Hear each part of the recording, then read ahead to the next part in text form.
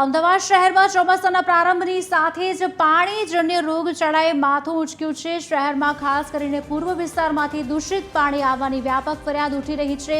Ahmedabad municipal કોર્પોરેશનને માત્ર એક જ અઠવાડિયામાં દૂષિત પાણી અંગેની 500થી વધુ ફરિયાદ મળી છે। આરોગ્ય વિભાગના સત્તાવાર આંકડા અનુસાર જૂન મહિનામાં જ શહેરમાં ઝાડા ઉલટીના 385 કેસ, टाइफॉइडના 88, કમળાના 33 કેસ નોંધાઈ ચૂક્યા છે।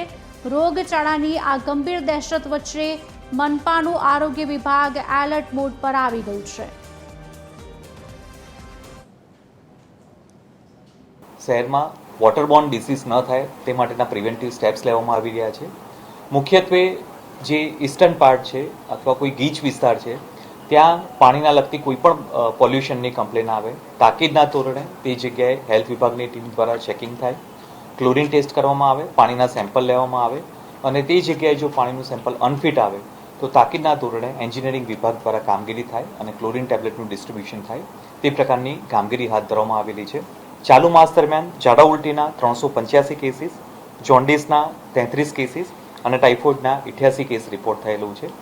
સાથે સાથે જે પણ પાણીના સોર્સ છે આઈધર અમદાવાદ મ્યુનિસિપલ કોર્પોરેશનનું વોટર ડિસ્ટ્રીબ્યુશન સેન્ટર હોય, બોરવેલમાંથી પાણી આવતું હોય, કોઈ પ્રાઇવેટ જગ્યાએ પાણીના જગથી પાણી સપ્લાય થતું હોય, કોઈ આઈસ ફેક્ટરી આવેલી હોય, આ તમામ જગ્યાએ પાણીના સેમ્પલ લેવાની કામગીરી કરવામાં આવે છે।